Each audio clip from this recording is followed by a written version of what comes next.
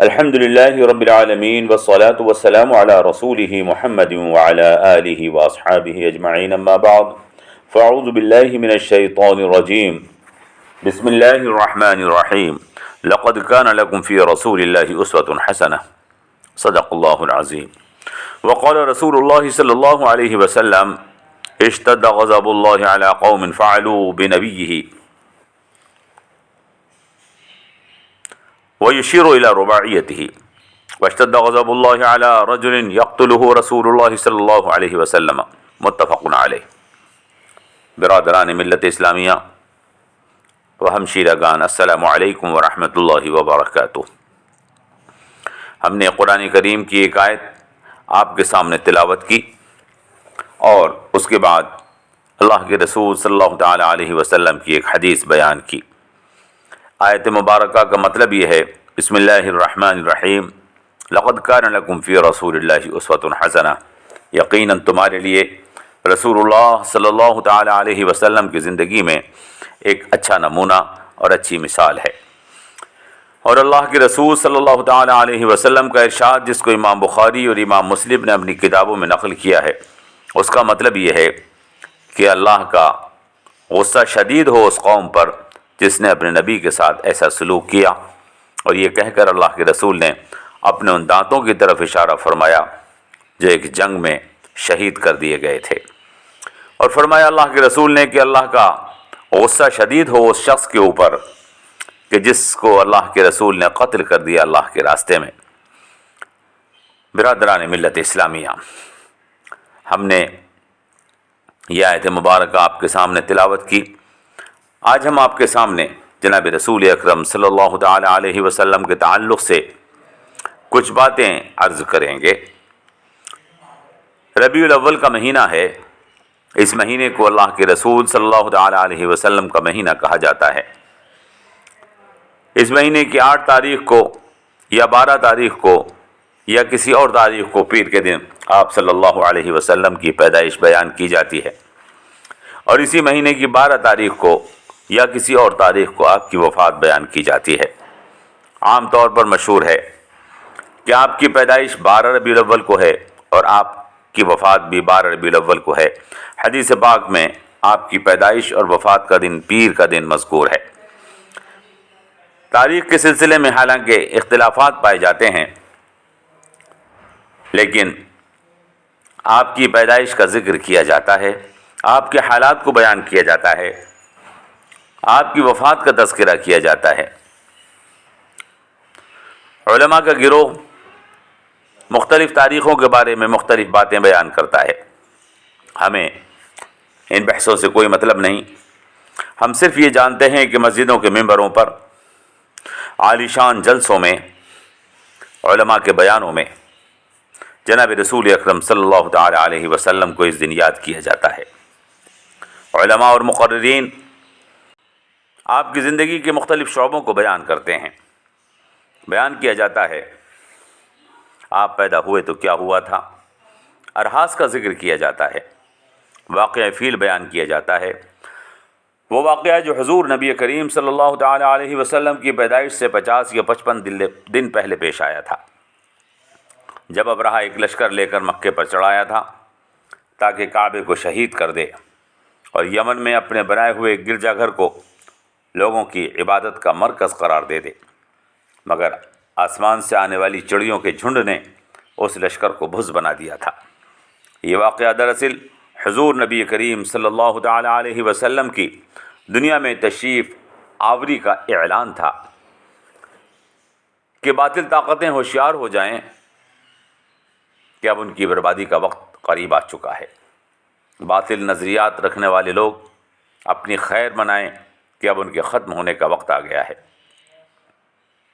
قرآن کریم میں سورہ الإعراف میں اس واقعے کا ذکر موجود ہے۔ حضور نبی کریم صلی اللہ تعالی علیہ وسلم کی پیدائش سے پہلے جو عجیب و غریب واقعات پیش آئے ہیں انہیں ارحاس کہا جاتا ہے۔ ارحاس دراصل خدائی اعلان تھے کہ آپ کی آمد ہونے والی ہے، نور ہدایت طلوع ہونے والا ہے، اب گمراہیوں کے اندھیرے چھٹنے والے ہیں۔ چنانچہ ربیع الاول کے اس مہینے میں ارحاس کا ذکر کیا جاتا ہے۔ پیدائش کے وقت جو عجیب و غریب واقعات پیش آئے ان کا تذکرہ کیا جاتا ہے۔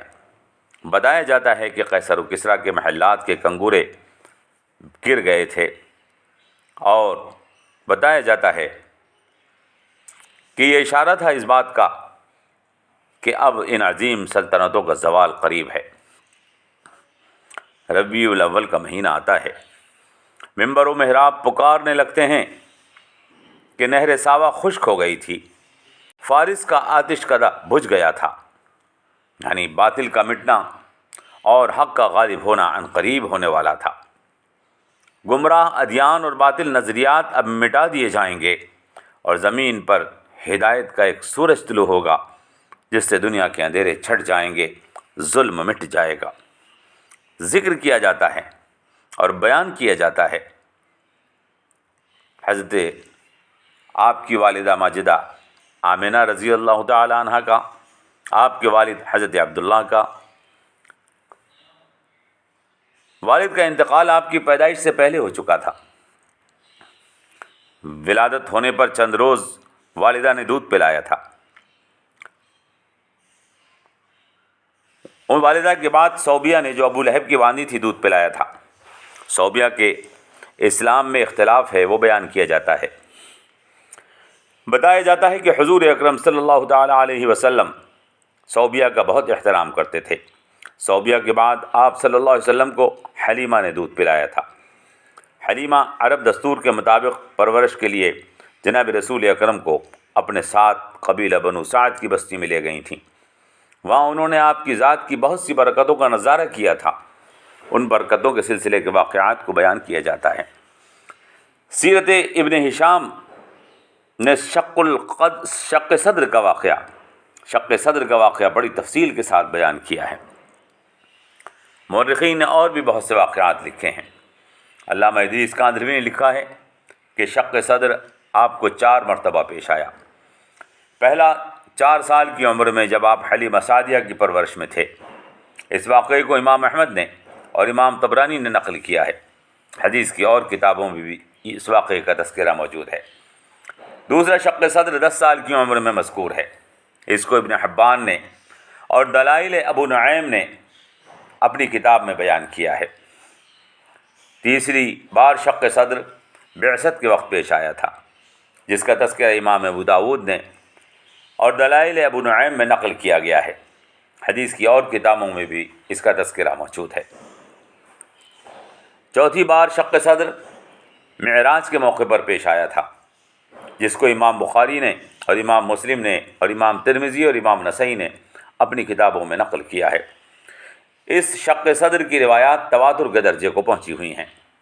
آپ کے قلب مبارک کو بار بار شق صدر کے ذریعے سے پاک اور منور کر دیا گیا تھا، اور آپ کے دل کی پاکی و طہارت اور نورانیت اپنے کمال درجے کو پہنچا دی گئی تھی۔ مہر نبوت کا تذکرہ کیا جاتا ہے کہ وہ لگائی گئی تھی تاکہ قلب اطہر ہر طرح کے وساوس اور شیطانی اثرات سے محفوظ اور پاک رہے۔ شق صدر سے قلب کا اندرونی حصہ شیطان سے پاک کیا گیا، اور مہر نبوت سے سینے کو وسوسوں اور بیرونی حملوں سے محفوظ کر دیا گیا تھا۔ مہر نبوت پیدائشی تھی یا شق صدر کے بعد لگائی گئی، اس میں علماء کا اختلاف ہے جو بیان کیا جاتا ہے، لیکن زیادہ صحیح بات یہ ثابت کی جاتی ہے کہ مہر نبوت پیدائشی تھی۔ 4 سال کی عمر میں آپ کو حلیمہ سعدیہ واپس آپ کی والدہ کے پاس لے آئی تھیں۔ واپس لانے کی وجہ شق صدر کا پہلا واقعہ بنا تھا۔ اس کے بعد آپ صلی اللہ علیہ وسلم اپنی والدہ آمنہ کے پاس رہنے لگے تھے۔ 6 سال کی عمر میں والدہ حضرت آمنہ اپنی باندی ام ایمن کے ساتھ آپ کو اپنے میکے مدینے لے آئی تھیں۔ 1 ماہ مدینے میں قیام کیا تھا۔ واپسی میں مقام ابوا پر حضرت آمنہ کا انتقال ہو گیا تھا، اور وہیں پر آپ کو دفن کر دیا گیا تھا۔ اس وقت رسول اکرم صلی اللہ تعالی علیہ وسلم کی عمر 6 سال تھی۔ 6 سال کی عمر میں پردیس میں والد اور والدہ کے بغیر تنہا رہ گئے تھے۔ ام ایمن آپ کو لے کر مکہ واپس آئی تھیں اور دادا عبد المطلب کے سپرد کر دیا تھا۔ عبد المطلب آپ سے بہت محبت اور تعلق رکھتے تھے۔ جب آپ کی عمر مبارک 8 سال کی تھی تو دادا عبد المطلب بھی 85 سال میں یا 92 سال یا 110 سال کی عمر میں انتقال کر گئے تھے۔ اس کے بعد حضور اپنے سگے تایا ابو طالب کی پرورش میں آ گئے تھے جو حضرت علی کے والد تھے۔ چنانچہ طبقات ابن سعد میں ہے کہ عبد المطلب اپنے دادا کے جنازے کے پیچھے حضور چل رہے تھے تو رو رہے تھے۔ اس کے بعد ابو طالب حضور اکرم صلی اللہ علیہ وسلم کے سرپرست بنے تھے۔ جب آپ کی عمر مبارک 12 سال کی تھی تو آپ نے ایک قافلے کے ساتھ شام کا سفر کیا تھا۔ وہاں ایک نصرانی راہب تھا جو بصرہ کے ایک گرجا گھر میں رہتا تھا۔ اس کا نام جرجیس اور اس کا لقب بحیرہ لکھا ہے۔ اس نے آپ کو دیکھ کر پہچان لیا تھا کہ یہ تو وہی شخص ہیں جن کو کتابوں میں آخری پیغمبر بتایا گیا ہے۔ اس واقعے کو امام ترمذی نے اور امام زرقانی نے اپنی کتابوں میں نقل کیا ہے۔ اس واقعے میں راہب کی دعوت کا بھی ذکر ہے جو اس نے حضور اکرم صلی اللہ تعالی علیہ وسلم کی وجہ سے قافلے کی تھی۔ امام ابن حجر اسقلانی نے اور امام جلال الدین سیوطی نے اس واقعے کو درست لکھا ہے۔ حضور اکرم صلی اللہ تعالی علیہ وسلم کا دوسرا سفر 20 سال کی عمر میں شام کا ہوا۔ حدیثوں میں اس کا بھی ذکر ملتا ہے مگر ان حدیثوں کی سند ضعیف ہے۔ بعض سیرت نگار اس کو بیان کرتے ہیں اور بعض اس کا انکار کرتے ہیں۔ سیرت ابن ہشام میں حرب الفجار کا ذکر ہے۔ حرب الفجار ایک لڑائی تھی جو قریش اور قبیلہ قیس کے درمیان ہوئی تھی۔ حضور اکرم صلی اللہ تعالی علیہ وسلم کا اس لڑائی کے اندر شرکت کا ذکر ملتا ہے اور یہ بھی ذکر ملتا ہے کہ آپ نے اس لڑائی میں کسی کو مارا نہیں تھا، اور اس سلسلے کے کئی واقعات اور بھی بیان کیے جاتے ہیں۔ حلف الفضول اس کا بھی تذکرہ ہے اور بتایا جاتا ہے کہ اس میں بھی آپ شریک تھے۔ حلف الفضول دراصل ایک معاہدہ تھا جو مظلوموں اور کمزوروں کی مدد اور حمایت کے لیے کیا گیا تھا۔ اس کی تفصیلات بیان کی جاتی ہیں اور بتایا جاتا ہے کہ اس معاہدے میں کون کون شریک تھا۔ اس وقت جناب رسول اکرم صلی اللہ تعالی علیہ وسلم کی عمر مبارک 16 سال کی تھی۔ حضور اکرم صلی اللہ تعالی علیہ وسلم نے بچپن سے بکریاں چرانے کا کام کیا تھا۔ حلیمہ کے قبیلے میں رہتے ہوئے بھی آپ نے بکریوں کو چگایا تھا۔ حضور کا یہ ارشاد کہ ہر رسول نے بکریوں کو چگانے کا کام کیا ہے بخاری شریف میں موجود ہے۔ اس کی بہت ساری مصلحتیں اور فائدوں کا بیان تفصیل کے ساتھ سیرت کی کتابوں میں کیا جاتا ہے۔ شام کا دوسرا سفر حضور اکرم نے 25 سال کی عمر میں کیا۔ اس سفر میں حضور اکرم صلی اللہ تعالی علیہ وسلم حضرت خدیجہ الکبریٰ کا سامان تجارت لے کر شام گئے تھے۔ اگر 20 سال والی عمر کے سفر کو مان لیا جائے تو یہ آپ کا شام کا تیسرا سفر تھا، اور اگر وہ سفر نہ مانا جائے تو آپ کا یہ دوسرا سفر تھا۔ اس سفر میں آپ کی ملاقات نستورہ راہب سے ہوئی تھی۔ اس سفر میں حضور کے ساتھ حضرت خدیجہ کے غلام میسرہ بھی شامل تھے۔ اس واقعے کو محمد ابن اسحاق اور واقدی نے نقل کیا ہے، جن کے بارے میں محدثین نے طویل بحثیں کی ہیں۔ میسرہ نے کچھ عجیب و غریب حالات کا ذکر کیا ہے جن کو محمد ابن اسحاق اور واقدی وغیرہ نے اپنی کتابوں میں تفصیل کے ساتھ لکھا ہے۔ اس سفر کے بعد حضرت خدیجہ کی خواہش پر حضور نے ابو طالب سے مشورے کے بعد خدیجہ سے نکاح کرنے کا ارادہ فرما لیا تھا۔ حضرت خدیجہ حضور سے بہت متاثر ہوئی تھیں۔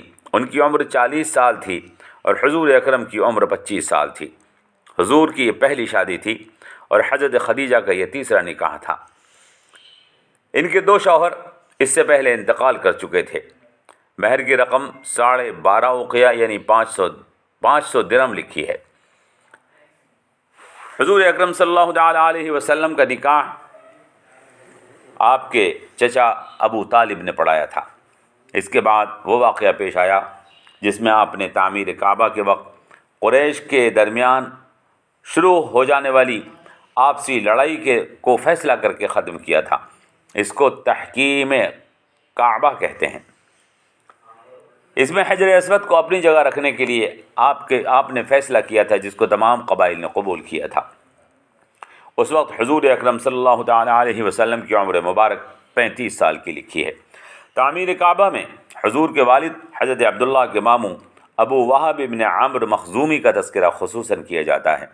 انہوں نے حرم کی تعمیر کے چندے میں دی جانے والی رقم کے لیے صاف طور پر اعلان کروا دیا تھا کہ تعمیر کعبہ میں جو بھی خرچ کیا جائے گا وہ کسب حلال ہوگا۔ کوئی مال جو زنا، چوری، سود یا حرام طریقے سے کمایا گیا ہو وہ حرم کے چندے میں ہرگز نہ دیا جائے گا۔ حضور اکرم صلی اللہ تعالی علیہ وسلم پر وحی کی ابتدا 40 سال کی عمر میں ہوئی ہے۔ 40 سال کی عمر ایک پختہ عمر ہوتی ہے۔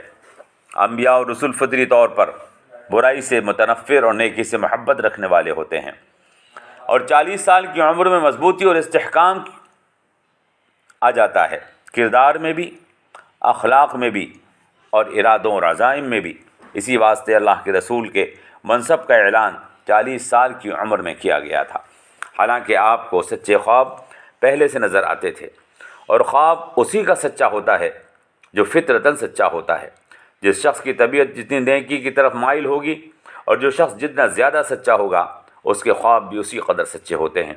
اسی لیے رؤیا صادقہ کو وحی کا جز قرار دیا گیا ہے۔ جب آپ کی عمر 40 سال کی ہوئی، ایک روز آپ غار حرا میں تشریف رکھتے تھے۔ غار حرا میں عبادت آپ کا معمول تھا، اور آپ کو قدرتی طور پر یہ رجحان پیدا ہوا تھا کہ میں غار حرا میں عبادت کروں۔ چنانچہ آپ غار حرا میں عموماً کئی روز تک عبادت کیا کرتے تھے۔ ایک روز اچانک ایک فرشتہ سامنے آیا، اس نے سلام کیا اور کہا کہ پڑھو، اقرا۔ حضور نے فرمایا میں پڑھا ہوا نہیں ہوں، ما انا بقاری۔ اس کے بعد فرشتے نے آپ کو پکڑ کر بھینچ لیا، پھر کہا کہ اقرا۔ حضور نے فرمایا کہ ما انا بقاری۔ ایسا 3 مرتبہ ہوا۔ سیرت نگاروں نے لکھا ہے فرشتہ حضور کے سامنے کوئی کتاب پیش کر رہا تھا جس کے پڑھنے کو کہہ رہا تھا، اسی لیے حضور نے فرمایا تھا کہ میں پڑھا ہوا نہیں ہوں، ورنہ یہ کہنے کی ضرورت ہی نہ تھی، اگر سن کر بولنا تھا۔ یہ بات شیخ عبدالحق محدث دہلوی وغیرہ نے اپنی کتابوں میں لکھی ہے۔ 3 مرتبہ بھینچنے کے بعد فرشتے نے کہا کہ اقرأ بسم ربک الذی خلق، خلق الانسان من علق، اقرأ وربک الاکرم الذی علم بالقلم، علم الانسان ما لم یعلم۔ پڑھو اپنے رب کا نام لے کر جس نے پیدا کیا ہے، جس نے انسان کو سکھایا ہے قلم کے ذریعے سے، جس نے انسان کو سکھایا اس چیز کو جو وہ نہیں جانتا تھا۔ میلاد کے نام پر جو قصے بیان کیے جاتے ہیں وہ یہاں تک بیان کیے جاتے ہیں۔ ان کے علاوہ اور بھی کچھ واقعات ہیں جو بیان کیے جاتے ہیں، اور بعض ضعیف روایات ہیں جو میلاد کے قصوں میں بیان کی جاتی ہیں۔ یہ وہ واقعات تھے جن کا ہم نے اوپر تذکرہ کیا، جن کو میلاد کے نام سے مختلف لوگ تفصیل کے ساتھ اور کچھ مزید باتیں اپنی طرف سے ملا کر لوگوں کے سامنے پیش کرتے ہیں۔ ہم انشاءاللہ سیرت النبی کے سلسلے کی دوسری قسط میں آگے کے کچھ واقعات کو بیان کریں گے جو نبوت کے بعد حضور اکرم صلی اللہ تعالی علیہ وسلم کے ساتھ پیش آئے۔ اس سلسلے کے 31 حصے میں ہم آپ کو بتائیں گے کہ ہمارے وہ بزرگ کس جگہ کوتاہی کر رہے ہیں جو عید میلاد النبی میں حضور اکرم صلی اللہ تعالی علیہ وسلم کے تذکرے کو عبادت اور نیکی قرار دے کر لوگوں کو سناتے ہیں، مگر وہ بات بھول جاتے ہیں جس کو بیان کیے بغیر حضور اکرم صلی اللہ تعالی علیہ وسلم کا تذکرہ لا حاصل اور بے معنی ہو جاتا ہے۔ امید ہے آپ آئندہ ہماری دونوں قسطوں کو سماعت فرمائیں گے تاکہ پوری بات آپ کی سمجھ میں آ جائے، اور سیرت کے اصل پیغام اور سیرت النبی صلی اللہ علیہ وسلم کی اصل روح تک ہماری سب کی رسائی ہو جائے انشاءاللہ العزیز۔ وما علینا الا البلاغ، والسلام علیکم ورحمۃ اللہ وبرکاتہ۔